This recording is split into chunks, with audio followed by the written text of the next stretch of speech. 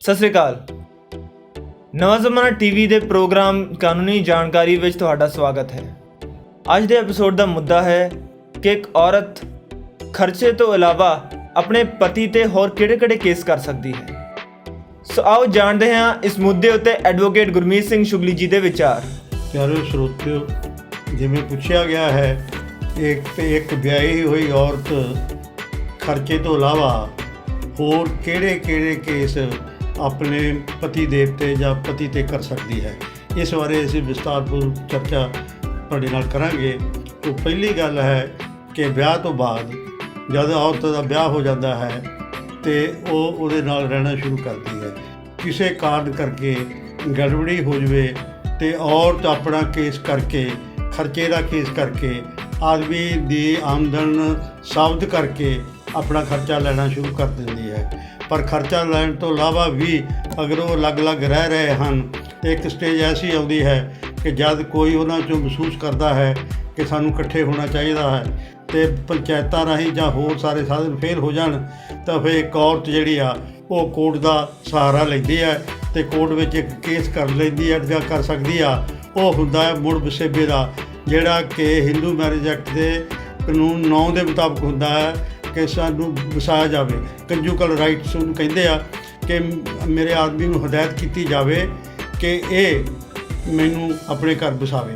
ਉਹ ਜਿਹੜਾ ਕੇਸ ਦਾਇਰ ਕਰਦੀ ਆ ਅਤੇ ਉਹ ਫਿਰ ਜੱਜ ਜਿਹੜਾ ਹੈ ਉਹਦੇ ਬਾਬਤ ਨੋਟਿਸ ਜਿਹੜਾ ਹੈ ਉਹ ਆਦਮੀ ਨੂੰ ਭੇਜਦਾ ਹੈ, ਜਿਹੜਾ ਉਹਦੀ ਐਡਰੈਸ ਦਿੱਤਾ ਹੁੰਦਾ। ਪਰ ਇੱਕ ਗੱਲ ਯਾਦ ਰੱਖੋ ਕਿ ਔਰਤ ਜਿੱਥੇ ਰਹਿੰਦੀ ਹੋਵੇ ਜਾਂ ਜਿੱਥੇ ਉਹ ਲੜਾਈ ਝਗੜਾ ਕਰਕੇ ਚਲ ਗਈ ਹੋਵੇ, ਜਿੱਥੇ ਆਖਰੀ ਰਹਿੰਦੀ ਹੋਵੇ, ਉਹ ਉੱਥੇ ਵੀ ਜਾ ਕੇ ਕੇਸ ਕਰ ਸਕਦੀ ਆ। ਜ਼ਰੂਰੀ ਨਹੀਂ ਵੀ ਸਹੁਰੇ ਰਹਿ ਕੇ ਸਹੁਰੀ ਕਰਨਾ, ਸਹੁਰੀ ਵੀ ਕਰ ਸਕਦੀ ਆ, ਪੇਕੀ ਵੀ ਕਰ ਸਕਦੀ ਆ। ਪਰ ਜੇ ਕਿਸੇ ਕਾਰਨ ਕਰਕੇ ਸਾਲ 2 ਸਾਲ ਤੋਂ ਕਿਸੇ ਹੋਰ ਥਾਂ ਆਪਣੇ ਭੈਣ ਵਿਆਹੀ ਹੋਈ ਭੈਣ ਦੇ ਕੋਲ ਜਾਂ ਕਿਸੇ ਹੋਰ ਰਿਸ਼ਤੇਦਾਰ ਕੋਲ ਰਹਿੰਦੀ ਹੋਵੇ, ਉੱਥੋਂ ਵੀ ਉਹ ਕੇਸ ਕਰ ਸਕਦੀ ਹੈ। ਅਤੇ ਉਹ ਕੇਸ ਕਰਕੇ ਅਦਾਲਤ ਵਿੱਚ ਜਦੋਂ ਕਰਦੀ ਹੈ ਤਾਂ ਜਿਹੜੀ ਅਦਾਲਤ ਆ ਉਸ ਆਦਮੀ ਨੂੰ ਬੁਲਾਉਂਦੀ ਹੈ। ਅਤੇ ਔਰਤ ਤਾਂ ਇਹ ਕਹਿੰਦੀ ਆ ਕਿ ਮੈਂ ਰਹਿਣਾ ਚਾਹੁੰਦੀ ਹਾਂ ਪਰ ਮੇਰਾ ਆਦਮੀ ਮੈਨੂੰ ਨਹੀਂ ਰੱਖਦਾ। ਜਦੋਂ ਬੰਦਾ ਪੇਸ਼ ਹੋ ਜਾਂਦਾ ਹੈ ਉਹ ਖੁਦ ਜਾਂ ਆਪਣੇ ਵਕੀਲ ਰਾਹੀਂ ਪੇਸ਼ ਹੁੰਦਾ ਹੈ ਅਤੇ ਅਦਾਲਤ ਉਸ ਤੋਂ ਜਵਾਬ ਮੰਗਦੀ ਹੈ ਕਿ ਤੁਸੀਂ ਦੱਸੋ ਕਿ ਤੁਸੀਂ ਇਸ ਔਰਤ ਨੂੰ ਕਿਉਂ ਨਹੀਂ ਰੱਖਣਾ ਚਾਹੁੰਦੇ। ਉਹ ਫਿਰ ਡਿਟੇਲ ਵਿੱਚ ਦੱਸਦਾ ਹੈ ਕਿ ਮੈਂ ਰੱਖਣੀ ਚਾਹੁੰਦਾ ਹਾਂ। ਔਰਤ ਕਹਿੰਦੀ ਮੈਂ ਜਾਣਾ ਚਾਹੁੰਦੀ ਹਾਂ। ਜੇ ਦੋਨੇ ਸੱਚੇ ਦਿਲੋਂ ਇਹ ਗੱਲ ਕਹਿੰਦੇ ਹੋਣ ਕਿ ਮੈਂ ਰੱਖਣੀ ਵੀ ਚਾਹੁੰਦਾ, ਉਹ ਕਹੇ ਮੈਂ ਜਾਣਾ ਵੀ ਚਾਹੁੰਦੀ ਹਾਂ, ਤਾਂ ਕਈ ਵਾਰੀ ਉਹ ਪਹਿਲੀ ਤਰੀਕੇ ਜੱਜ ਕਹਿੰਦਾ ਚਲੋ ਜੀ ਇਹਨੂੰ ਤੁਸੀਂ ਇਹਨੂੰ ਨਾਲ ਲੈ ਕੇ ਜਾਓ, ਤਾਂ ਅਦਾਲਤ ਵਿੱਚੋਂ ਵੀ ਬਹੁਤੇ ਕੇਸਾਂ ਵਿੱਚ ਤੋਰ ਦਿੱਤਾ ਜਾਂਦਾ ਹੈ। ਪਰ ਜੇ ਇਹ ਡਰਾਮਾ ਕਰਦੇ ਹੋਣ, ਲੜਕੀ ਜਾਂ ਲੜਕਾ ਝੂਠ ਬੋਲਦਾ ਹੋਵੇ ਕਿ ਮੈਂ ਰੱਖਣੀ ਚਾਹੁੰਦਾ ਹਾਂ ਜਾਂ ਮੈਂ ਨਾਲ ਜਾਣੀ ਚਾਹੁੰਦਾ ਹਾਂ, ਇਹ ਨਹੀਂ ਜਾਣਾ ਚਾਹੁੰਦੇ, ਜਿਹੜੀ ਗੱਲ ਤੁਸੀਂ ਅਦਾਲਤ ਵਿੱਚ ਕਹਿਣੀ ਆ, ਜਿਹੜੀ ਔਰਤ ਨੇ ਕਹਿਣੀ ਆ, ਉਹਦੇ ਜਵਾਬ ਵਿੱਚ ਜਿਹੜੇ ਆਦਮੀ ਨੇ ਕਹਿਣੀ ਆ, ਜਿਹੜੀ ਗੱਲ ਤੁਸੀਂ ਕਹਿੰਦੇ ਆ, ਜਿਹੜੀ ਗੱਲ ਤੁਸੀਂ ਅਲੈਜ ਕਰਦੇ ਆ, ਤੁਹਾਨੂੰ ਉਹ ਹੀ ਸਾਬਤ ਕਰਨੀ ਪੈਣੀ ਆ। ਜੇ ਤੁਸੀਂ ਕਹਿੰਦੇ ਮੈਂ ਰੱਖਣੀ ਚਾਹੁੰਦਾ ਤਾਂ ਤੁਹਾਨੂੰ ਸਾਬਤ ਕਰਨਾ ਪਊਗਾ ਕਿ ਮੈਂ ਰੱਖਣੀ ਚਾਹੁੰਦਾ ਹਾਂ। ਉਹ ਘਟਨਾਵਾਂ ਦੱਸਣੀਆਂ ਪੈਣਗੀਆਂ ਕਿ ਅਸੀਂ ਆਹ ਕੋਸ਼ਿਸ਼ਾਂ ਕੀਤੀਆਂ ਪਰ ਇਹ ਜਾਣ ਬੁੱਝ ਕੇ ਨਹੀਂ ਰਹਿਣਾ ਚਾਹੁੰਦੀ। ਜੇ ਔਰਤ ਕਹਿੰਦੀ ਆ ਵੀ ਮੈਂ ਜਾਣਾ ਚਾਹੁੰਦੀ ਹਾਂ ਅਤੇ ਜਾਂ ਇਹ ਮੈਨੂੰ ਨਹੀਂ ਰੱਖਦਾ, ਅਤੇ ਉਹਨੂੰ ਵੀ ਇਹ ਸਾਬਤ ਕਰਨਾ ਪਊ ਕਿ ਇਹ ਆਹ ਕੋਸ਼ਿਸ਼ਾਂ ਕੀਤੀਆਂ ਗਈਆਂ ਜਾਂ ਆਹ ਪੰਚਾਇਤਾਂ ਕੀਤੀਆਂ ਗਈਆਂ ਜਾਂ ਆਹ ਬੰਦੇ ਪਾਏ ਗਏ, ਆਹ ਮੇਰਾ ਰਿਕਾਰਡ ਮੇਰੇ ਕੋਲ ਹੈ। ਅਗਰ ਉਹ ਗਈਆਂ ਉਗਾ ਕੇ ਭੁਗਤਾ ਦਿੰਦੀ ਹੈ ਅਤੇ ਸਾਬਤ ਕਰ ਦਿੰਦੀ ਹੈ ਕਿ ਤੇ ਮੈਂ ਤਾਂ ਰਹਿਣਾ ਚਾਹੁੰਦੀ ਹਾਂ ਕਿ ਮੇਰਾ ਆਦਮੀ ਨਹੀਂ ਰੱਖਦਾ, ਅਤੇ ਫਿਰ ਉਹ ਹੋਰ ਕੇਸ ਬਣ ਜਾਂਦਾ ਹੈ। ਅਗਰ ਦੋਨਾਂ ਦੀ ਰਜ਼ਾਬੰਦੀ ਹੋ ਜਾਵੇ, ਜਿਹੜੀ ਕਿ ਆਮ ਕਰਕੇ ਕਈ ਕੇਸਾਂ 'ਚ ਹੋ ਜਾਂਦੀ ਹੈ, ਤਾਂ ਉੱਥੋਂ ਤੋਰ ਦਿੱਤਾ ਜਾਂਦਾ ਹੈ। ਨਹੀਂ ਤਾਂ ਆਦਮੀ ਨੂੰ ਸਾਬਤ ਕਰਨਾ ਪੈਂਦਾ ਹੈ ਕਿ ਤੂੰ ਜੇ ਨਹੀਂ ਰੱਖਣੀ ਚਾਹੁੰਦਾ ਅਤੇ ਤੂੰ ਵੀ ਕਿਉਂ ਨਹੀਂ ਰੱਖਣੀ ਚਾਹੁੰਦਾ। ਉਹ ਫਿਰ ਦੱਸਦਾ ਹੈ ਕਿ ਇਹਦੇ ਵਿੱਚ ਆਹ ਨੁਕਸ ਹੈ, ਆਹ ਨੁਕਸ ਹੈ, ਆਹ ਨੁਕਸ ਹੈ। ਜਿਹੜੇ ਉਹ ਨੁਕਸ ਕੱਢਦਾ ਹੈ ਉਹ ਨੁਕਸ ਸਾਰੇ ਜਿਹੜੇ ਆ ਉਹ ਉਸ ਆਦਮੀ ਨੂੰ ਆਪ ਆਪਣੇ ਵਕੀਲ ਰਾਹੀਂ, ਆਪਣੇ ਗਵਾਹਾਂ ਰਾਹੀਂ, ਆਪਣੀਆਂ ਲਿਖਤਾਂ ਰਾਹੀਂ, ਆਪਣੇ ਟੈਲੀਫੋਨ ਰਾਹੀਂ, ਜਿਹੜਾ ਵੀ ਉਹ ਕੋਈ ਰਿਕਾਰਡ ਕੀਤੀ ਹੋਵੇ ਉਹਦੀ ਹਰਕਤ, ਉਹਦੇ ਰਾਹੀਂ ਅਦਾਲਤ ਵਿੱਚ ਸਾਬਤ ਕਰਦਾ ਹੈ ਕਿ ਮੈਂ ਇਸ ਨੂੰ ਰੱਖਣਾ ਚਾਹੁੰਦਾ ਹਾਂ, ਇਹ ਜਾਣ ਬੁੱਝ ਕੇ ਨਹੀਂ ਰਹਿਣੀ ਚਾਹੁੰਦੇ, ਮੈਂ ਜਾਣ ਨੂੰ ਚਾਹੁੰਦਾ। ਬਹੁਤੇ ਕੇਸਾਂ ਵਿੱਚ ਆਦਮੀ ਇਸ ਕਰਕੇ ਕਹਿੰਦਾ ਮੈਂ ਰੱਖਣੀ ਚਾਹੁੰਦਾ ਹਾਂ ਕਿਉਂਕਿ ਉਹਦੇ ਵਕੀਲ ਨੇ ਸਿਖਾਇਆ ਹੁੰਦਾ ਹੈ ਤਾਂ ਕਿ ਉਹਨੂੰ ਖਰਚਾ ਘੱਟ ਪਵੇ। ਅਤੇ ਜੇ ਉਹ ਸੱਚੀ ਮੁੱਚੀ ਰੱਖਣਾ ਚਾਹੁੰਦਾ ਹੈ ਤਾਂ ਅਦਾਲਤਾਂ ਮੈਂ ਜਿੱਦਾਂ ਪਹਿਲਾਂ ਦੱਸਿਆ ਹੈ ਉੱਥੋਂ ਹੀ ਤੋਰ ਦਿੱਤਾ ਜਾਂਦਾ ਹੈ। ਅਤੇ ਜਦੋਂ ਇਹ ਡਿਗਰੀ ਫਿਰ ਪਾਸ ਹੋ ਜਾਂਦੀ ਹੈ ਇਹ 'ਚ ਯਾਦ ਰੱਖਣ ਵਾਲੀ ਗੱਲ ਹੈ ਕਿ ਜੇ ਆਦਮੀ ਇਹ ਡਿਗਰੀ ਵੀ ਲੈ ਲਵੇ ਕਿ ਮੈਂ ਰੱਖਣੀ ਵੀ ਚਾਹੁੰਦਾ ਤਾਂ ਅਦਾਲਤ ਦਾ ਹੁਕਮ ਹੋਵੇ ਵੀ ਤੂੰ ਆਪਣੇ ਪਤੀ ਨਾਲ ਰਹਿ, ਫਿਰ ਔਰਤ ਨਾਲ ਰਹਿੰਦੀ ਹੋਵੇ, ਕੋਈ ਉਹਨੂੰ ਡਰ ਹੋਵੇ ਜਿਹੜੀ ਅਦਾਲਤ ਵਿੱਚ ਦੱਸਦੀ ਹੋਵੇ। ਅਦਾਲਤ ਕਈ ਵਾਰੀ ਤਾਂ ਉਸ ਗੱਲ ਦੀ ਜ਼ਿੰਮੇਵਾਰੀ ਲੈ ਲੈਂਦੀ ਹੈ ਫਿਰ ਤੁਸੀਂ ਜਾਓ, ਅਗਰ ਇਹ ਅਜਿਹਾ ਕਰੇਗਾ ਤਾਂ ਮੈਨੂੰ ਦੱਸਣਾ। ਉਹ ਤਰੀਕ ਲੰਬੀ ਪਾ ਦਿੰਦੀ ਹੈ, ਕੇਸ ਨੂੰ ਖਤਮ ਨਹੀਂ ਕਰਦੀ, ਤਾਂ ਕਿ ਉਹਨੂੰ ਇੱਕ ਮੌਕਾ ਦਿੱਤਾ ਹੈ ਵੀ ਜਾਂਦਾ ਹੈ ਕਿ ਤੁਸੀਂ ਇਕੱਠੇ ਰਹਿ ਕੇ ਦੇਖ ਲਓ। ਅਗਰ ਉਹ ਕਈ ਵਾਰੀ ਆਦਮੀ ਕਹਿ ਦਿੰਦਾ ਹੈ ਤਾਂ ਅੱਡੇ ਤੋਂ ਹੀ ਛੱਡ ਜਾਂਦਾ, ਜਾਂ ਪਿੰਡੋਂ ਜਾ ਕੇ ਕੱਢ ਦਿੰਦਾ, ਜਾਂ ਲੈਣ ਨਹੀਂ ਜਾਂਦਾ, ਜਾਂ ਜੋ ਅੰਦਰ ਵਾਅਦਾ ਕੀਤਾ ਹੁੰਦਾ ਵਕੀਲਾਂ ਦੇ ਕਹਿਣ 'ਤੇ ਅਗਰ ਉਹ 'ਤੇ ਅਮਲ ਨਹੀਂ ਕਰਦਾ ਤਾਂ ਅਗਲੀ ਤਰੀਕ 'ਤੇ ਪੁੱਛ ਕੇ ਫਿਰ ਉਹ ਕੇਸ ਸ਼ੁਰੂ ਹੋ ਜਾਂਦਾ। ਅਗਰ ਕੋਈ ਐਸੀ ਡਿਗਰੀ ਪਾਸ ਹੋ ਜਾਂਦੀ ਆ ਕਿ ਵੀ ਤੂੰ ਵੀ ਜਾ ਕੇ ਇਸ ਆਦਮੀ ਦੇ ਰਹਿ, ਪਰ ਕਾਨੂੰਨ ਦੇ ਵਿੱਚ ਕਹਿ ਲਓ, ਜਾਂ ਤੁਸੀਂ ਜੱਜ ਸਾਹਿਬਾਨ ਕਹਿ ਲਓ, ਜਾਂ ਵਤੀਰਾ ਕਹਿ ਲਓ, ਜਾਂ ਆਮ ਕਸਟਮ ਕਹਿ ਲਓ ਕਿ ਡਿਗਰੀ ਲੈਣ ਤੋਂ ਬਾਅਦ ਵੀ ਇੱਕ ਆਦਮੀ ਤੇ ਇਸ ਗੱਲ 'ਤੇ ਸੁਰਖਰੂ ਹੋ ਜਾਂਦਾ ਹੈ ਕਿ ਮੈਂ ਵਸਾਉਣਾ ਚਾਹੁੰਦਾ, ਇਹ ਨਹੀਂ ਆਉਂਦੀ। ਅਗਰ ਉਹ ਨਾ ਜਾਣਾ ਚਾਹੁੰਦੀ ਹੋਵੇ ਤਾਂ ਅਦਾਲਤ ਕੋਲ ਕੋਈ ਐਸੇ ਵਾਰੰਟ ਜਾਂ ਕੋਈ ਐਸੀ ਤਾਕਤ ਪਾਸ ਨਹੀਂ ਹੈ ਕਿ ਉਹ ਕਿਸੇ ਔਰਤ ਨੂੰ ਫੋਰਸ ਕਰ ਸਕੇ ਕਿ ਤੂੰ ਜ਼ਰੂਰੀ ਰਹਿ, ਕਿਉਂਕਿ ਜੇ ਅਗਰ ਉਹ ਡਰ ਮਹਿਸੂਸ ਕਰਦੀ ਹੈ, ਨਹੀਂ ਜਾਣਾ ਚਾਹੁੰਦੀ ਤਾਂ ਨਹੀਂ ਵੀ ਜਾਂਦੀ। ਪਰ ਫਿਰ ਉਸ ਬੰਦੇ ਦੀ ਡਿਗਰੀ ਹੈ ਜਿਹੜੀ, ਇਹ ਡਿਗਰੀ ਐਸੀ ਨਹੀਂ ਕਿ ਜੱਜ ਹੁਕਮ ਕਰ ਦੇਵੇ ਤਾਂ ਜ਼ਰੂਰੀ ਜਾਣਾ ਹੁੰਦਾ। ਬਹੁਤੀਆਂ ਔਰਤਾਂ ਨਹੀਂ ਜਾਂਦੀਆਂ ਅਤੇ ਉਹਨਾਂ ਪਾਸ ਇੱਕ ਗਰਾਊਂਡ ਬਣ ਜਾਂਦੀ ਹੈ। ਉਹ ਤੋਂ ਅਗਲਾ ਜਿਹੜਾ ਸਟੈਪ ਹੁੰਦਾ ਹੈ ਉਹ ਹੁੰਦਾ ਹੈ ਕਿ ਫਿਰ ਤਲਾਕ ਲੈਣਾ। ਜਦੋਂ ਤਲਾਕ ਲੈਣਾ ਹੋਵੇ ਤਾਂ ਇਹ ਚੀਜ਼ ਭੁਗਤਾਈ ਜਾਂਦੀ ਆ, ਆਦਮੀ ਆਪਣੇ ਹੱਕ 'ਚ ਭੁਗਤਾਉਂਦਾ ਆ ਕਿ ਮੈਂ ਤਾਂ ਡਿਗਰੀ ਲਈ ਹੋਈ ਆ ਪਰ ਇਹ ਨਹੀਂ ਆਈ, ਜਾਂ ਉਹ ਆਪਣਾ ਕਾਰਨ ਦੱਸਦੇ ਮੈਂ ਕਿਉਂ ਨਹੀਂ ਗਈ। ਤਾਂ ਉਹ ਜਦੋਂ ਤਲਾਕ ਲੈਣਾ ਹੋਵੇ ਉਹਦੇ ਵਿੱਚ ਇੱਕ ਗਰਾਊਂਡ ਬਣਦੀ ਆ, ਤਾਂ ਉਸ ਗਰਾਊਂਡ ਨੂੰ ਬਣ ਕੇ ਜਦੋਂ ਉਹਦੀ ਤਲਾਕ ਲੈਣਾ ਹੋਵੇ ਉਦੋਂ ਉਹਦੇ ਵਿੱਚ ਉਹ ਸਾਬਤ ਕਰ ਦਿੰਦੀ ਹੈ। ਆਪਾਂ ਕਦੇ ਹੋਰ ਜਿਹੜਾ ਕੋਈ ਪ੍ਰੋਗਰਾਮ ਕਰਾਂਗੇ ਉਸ ਪ੍ਰੋਗਰਾਮ ਦੇ ਵਿੱਚ ਦੱਸਿਆ ਜਾਵੇਗਾ ਕਿ ਜਿਹੜੀ ਤਲਾਕ ਆ ਕੌਣ ਲੈ ਸਕਦੀ ਹੈ ਅਤੇ ਕੌਣ ਨਹੀਂ ਲੈ ਸਕਦੀ।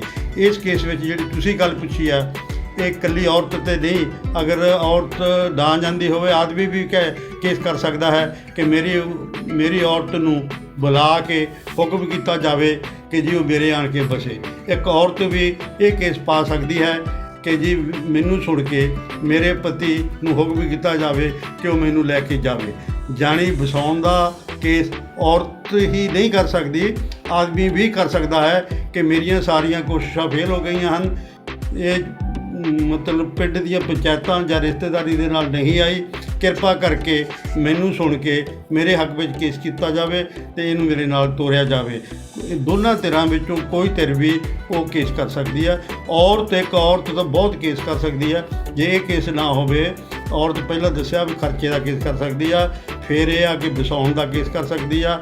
ਫਿਰ ਜੇ ਬੱਚਿਆਂ ਦਾ ਰੱਟਾ ਹੋਵੇ, ਬੱਚੇ ਜਿਹੜੇ ਆ ਆਦਮੀ ਪਾਸ ਕਿਸੇ ਕਾਰਨ ਹੁੰਦੇ ਹੋਣ ਅਤੇ ਔਰਤ ਆਪਣੇ ਬੱਚੇ ਲੈਣ ਦਾ ਵੀ ਕੇਸ ਕਰ ਸਕਦੀ ਆ, ਬੱਚਿਆਂ ਨੂੰ ਮਿਲਣ ਦਾ ਹੱਕ ਲੈਣ ਵਾਸਤੇ ਵੀ ਉਹ ਕੇਸ ਕਰ ਸਕਦੀ ਆ। ਇੱਕ ਔਰਤ ਜਿਹੜੀ ਆ ਉਹ ਦਾਜ ਦਾ ਕੇਸ ਵੀ ਕਰ ਸਕਦੀ ਕਿ ਆਹ ਚੀਜ਼ਾਂ ਮੇਰੇ ਕੋਲ ਮੰਗ ਕੇ ਲਈਆਂ ਗਈਆਂ, ਇਹ ਚੀਜ਼ਾਂ ਮੈਂ ਆਪਣੇ ਪੇਕਿਆਂ ਤੋਂ ਲਿਆਈ ਸੀ, ਇਹ ਸਾਰੀਆਂ ਚੀਜ਼ਾਂ ਮੇਰੇ ਆਦਮੀ ਦੇ ਪਾਸ ਹਨ, ਇਹ ਵਰਤਦਾ ਹੈ, ਇਹ ਚੀਜ਼ਾਂ ਮੈਨੂੰ ਇਹਨਾਂ ਤੋਂ ਲੈ ਕੇ ਦਿੱਤੀਆਂ ਜਾਵੇ, ਜਿਹਨਾਂ ਨੂੰ ਆਪਾਂ ਦਾਜ ਕਹਿੰਦੇ ਆ।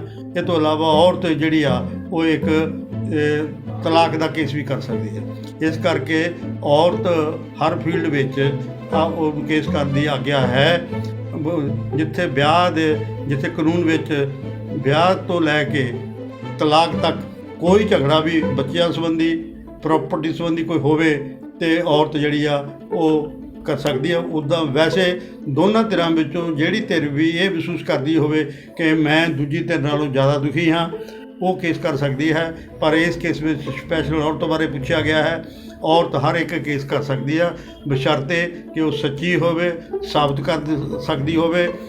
ਪਹਿਲਾਂ ਵੀ ਮੈਂ ਤੁਹਾਨੂੰ ਇਹ ਦੱਸਣ ਦੀ ਕੋਸ਼ਿਸ਼ ਕੀਤੀ ਹੈ, ਹੁਣ ਵੀ ਮੈਂ ਤੁਹਾਨੂੰ ਇਹਦੇ ਗੱਲ 'ਤੇ ਚਾਨਣਾ ਪਾਉਣਾ ਚਾਹੁੰਦਾ ਹਾਂ ਕਿ ਅਦਾਲਤ ਵਿੱਚ ਜਿਹੜੀ ਗੱਲ ਜਾ ਕੇ ਤੁਸੀਂ ਬੜੀ ਫੋਰਸਫੁਲੀ ਕਹਿੰਦੇ ਹੋ, ਜਿਹੜੀ ਤੁਸੀਂ ਜੇ ਜ਼ੋਰ ਨਾਲ ਕਹਿੰਦੇ ਹੋ, ਜਿਹੜੀ ਗੱਲ ਤੁਸੀਂ ਅਦਾਲਤ ਵਿੱਚ ਆਪਣੇ ਹੱਕ ਵਿੱਚ ਕਹਿੰਦੇ ਹੋ, ਯਾਦ ਰੱਖੋ ਵੀ ਉਹ ਗੱਲ ਜਿਹੜੀ ਤੁਸੀਂ ਕਹਿੰਦੇ ਆ ਉਹ ਤੁਹਾਨੂੰ ਸਾਬਤ ਕਰਨੀ ਪੈਣੀ ਆ। ਜਿਹੜੀ ਤੁਹਾਡੀ ਦੂਜੀ ਧਿਰ ਆ, ਕੋਈ ਧਿਰ ਵੀ ਹੋ ਸਕਦੀ ਆ, ਉਹ ਜਿਹੜੀ ਦੂਜੀ ਧਿਰ ਕੋਈ ਗੱਲ ਕਹਿੰਦੇ ਆ ਉਹ ਉਹਨੂੰ ਸਾਬਤ ਕਰਨਾ ਪੈਂਦਾ। ਜੇ ਤੁਸੀਂ ਆਪਣੀ ਗੱਲ ਜੋ ਕਹਿੰਦੇ ਹੋ ਸਾਬਤ ਕਰ ਦਿੰਦੇ ਆ ਤਾਂ ਉਸ ਤੋਂ ਬਾਅਦ ਫਿਰ ਜੱਜ ਮਨ ਬਣਾਉਂਦਾ ਹੈ ਕਿ ਇਸ ਚੀਜ਼ ਦਾ ਮੈਂ ਫੈਸਲਾ ਕਿਸ ਤਰ੍ਹਾਂ ਕਰਨੀ ਹੈ। ਜੇ ਲੜਕਾ ਇਸ ਗੱਲ ਦੀ ਡਿਗਰੀ ਲੈ ਲੈਂਦਾ ਹੈ, ਔਰਤ ਇਹਦੇ ਬਾਵਜੂਦ ਵੀ ਨਹੀਂ ਜਾਂਦੀ, ਫਿਰ ਜਦੋਂ ਜੇ ਖਰਚੇ ਦਾ ਕੇਸ ਚੱਲੇਗਾ ਤਾਂ ਉਹਦੇ ਵਿੱਚ ਖਰਚੇ ਦੇ ਕੇਸ ਨੂੰ ਖਰਚਾ ਘੱਟ ਪਏਗਾ, ਅਗਰ ਇਹ ਤੋਂ ਬਾਅਦ ਉਹ ਤਲਾਕ ਲੈਣਾ ਚਾਹੇਗਾ, ਉਹ ਕਹੇਗਾ ਕਿ ਮੈਂ ਤਾਂ ਵਸਾਉਣ ਦਾ ਕੇਸ ਕੀਤਾ ਸੀ, ਅਦਾਲਤ ਨੇ ਹੁਕਮ ਵੀ ਕਰ ਦਿੱਤਾ ਸੀ, ਪਰ ਇਹ ਜਾਣਬੁੱਝ ਕੇ ਮੇਰੇ 'ਤੇ ਨਹੀਂ ਆਈ, ਤੇ ਉਹਦੇ ਲਈ ਤਲਾਕ ਦੀ ਗਰਾਊਂਡ ਵੀ ਇਹ ਬਣ ਜਾਏਗੀ। ਤੇ ਜੇ ਆਦਮੀ ਨੂੰ ਕਹਿੰਦੇ ਇਹਨੂੰ ਵਸਾਇਆ ਜਾਵੇ ਫੇਰ ਨਹੀਂ ਵਸਾਉਂਦੇ, ਤਾਂ ਫਿਰ ਜੇ ਔਰਤ ਤਲਾਕ ਦਾ ਕੇਸ ਜਦੋਂ ਕਰਦੀ ਆ, ਉਹ ਫਿਰ ਉਹਦੀ ਗਰਾਊਂਡ ਬਣ ਜਾਂਦੀ ਹੈ। ਇਸ ਕਰਕੇ ਔਰਤ ਨੂੰ ਸਾਰੇ ਕੇਸ ਕਰ ਸਕਦੀ ਆ।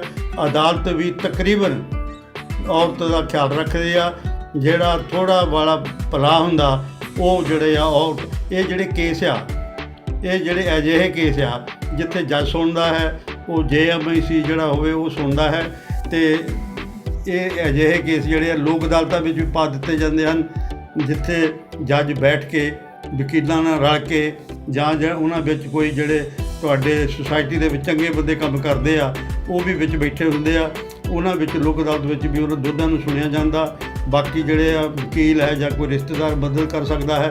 ਲੋਕ ਅਦਾਲਤਾਂ ਵੀ ਅਜਿਹੇ ਕੇਸ ਸੁਣ ਕੇ ਕੇਸਾਂ ਦਾ ਨਿਪਟਾਰਾ ਕਰਦੀਆਂ ਹਨ, ਤੇ ਤਾਂ ਕਿ ਜਿਹੜੀ ਆ ਹਦਾਇਤ ਕੀਤੀ ਗਈ ਆ, ਜਿਹੜੀ ਆ ਉਹਨਾਂ ਪਾਸੇ ਇੱਕ ਹਦਾਇਤ ਹੈ ਅਦਾਲਤਾਂ ਪਾਸ ਕਿ ਵਿਆਹ ਦੇ ਤਲਾਕ ਨੂੰ ਬੜਾਵਾ ਨਾ ਦਿੱਤਾ ਜਾਵੇ, ਵੱਧ ਤੋਂ ਵੱਧ ਕੋਸ਼ਿਸ਼ ਕਰੋ ਕਿ ਵਸਦੇ ਤੇ ਰਸਤੇ ਰਹਿਣ, ਜੋੜੀ ਇਕੱਠੀ ਰਵੇ, ਕਿਉਂਕਿ ਤਲਾਕ ਦਾ ਜਿਹੜੀ ਸੁਸਾਇਟੀ ਵਿੱਚ ਤਲਾਕ ਆ, ਇਹ ਕੋਈ ਸੁਸਾਇਟੀ ਦੀ ਸਿਹਤ ਲਈ ਕੋਈ ਬਹੁਤ ਚੰਗੀ ਗੱਲ ਨਹੀਂ।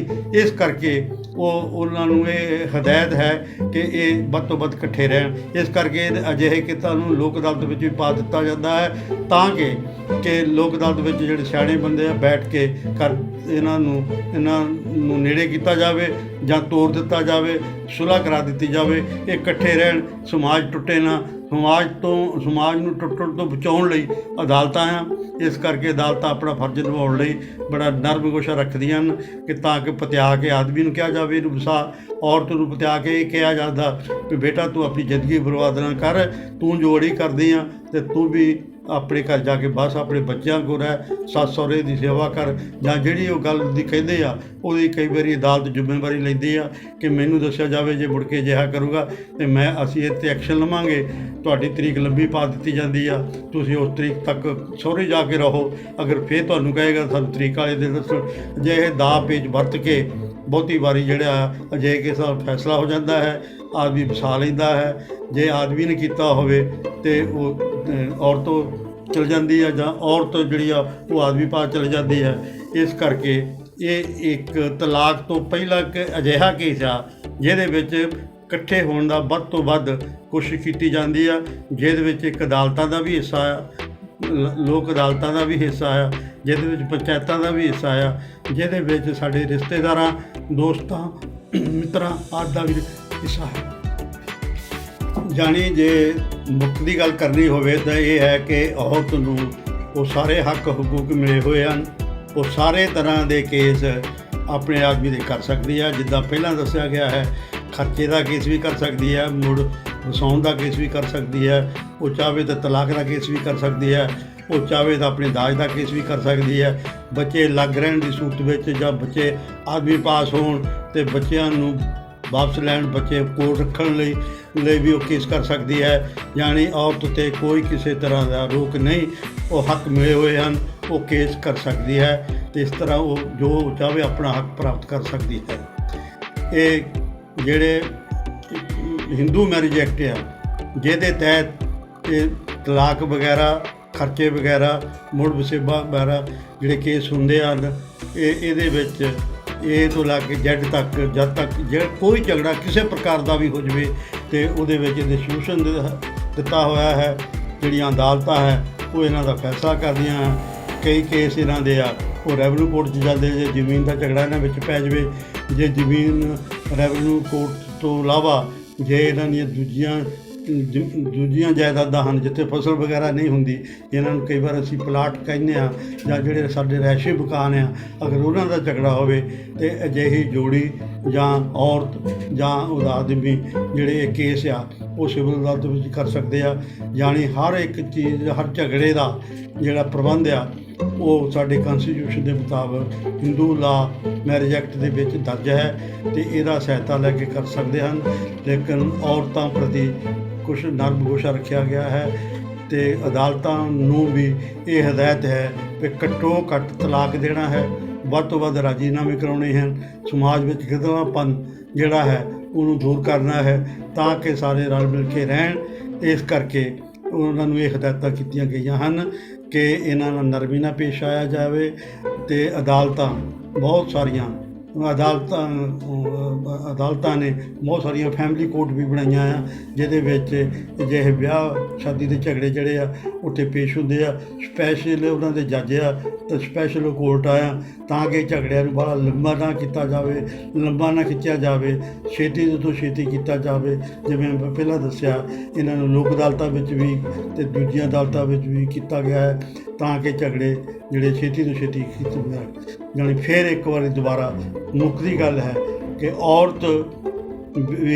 ਔਰਤ ਦਾਜ ਦਾ ਕੇਸ ਆਦਮੀ ਨਾਲੋਂ ਜਿੰਨੇ ਆਦਮੀ ਕੇਸ ਕਰ ਸਕਦਾ ਹੈ ਜਾਂ ਉਹਦਾ ਹਸਬੈਂਡ ਕਰ ਸਕਦਾ ਹੈ, ਇਹ ਸਮਾਜ ਵਿੱਚ ਇੱਕ ਜਿਹੜੀ ਔਰਤ ਆ ਉਹਨੂੰ ਉਹ ਜ਼ਿਆਦਾ ਕੇਸ ਕਰ ਸਕਦੀ ਹੈ। ਜਿਵੇਂ ਮੈਨੂੰ ਵਸਾਇਆ ਜਾਵੇ ਔਰਤ ਨੂੰ, ਜਾਂ ਔਰਤ ਦਾਜ ਦਾ ਕੇਸ ਕਰ ਸਕਦੀ ਹੈ ਕਿ ਮੇਰੇ ਤੋਂ ਦਾਜ ਲਿਆ ਆ, ਮੇਰਾ ਵਾਪਸ ਕੀਤਾ ਜਾਵੇ, ਪਰ ਆਦਮੀ ਦਾਜ ਦਾ ਕੇਸ ਨਹੀਂ ਕਰ ਸਕਦਾ। ਇਸ ਕਰਕੇ ਔਰਤ ਦੇ ਕੋਲ ਹੱਕ ਜ਼ਿਆਦਾ ਆ। ਅਤੇ ਬਾਕੀ ਔਰਤ ਜੋ ਬਾਕੀ ਕੇਸਾਂ ਬਾਰੇ ਆਪਾਂ ਕਿਤੇ ਹੋਰ ਐਪੀਸੋਡ ਵਿੱਚ ਗੱਲ ਕਰਾਂਗੇ। ਮੇਰਾ ਖਿਆਲ ਆ ਕਿ ਸ਼ੁਰੂ ਤੋਂ ਇਹਦੀ ਗੱਲ ਸਮਝ ਗਏ ਹੋਣਗੇ ਕਿ ਜਿਹੜੀ ਔਰਤ ਆ ਉਹ ਕੇਸ ਜ਼ਿਆਦਾ ਕਰ ਸਕਦੀ ਹੈ।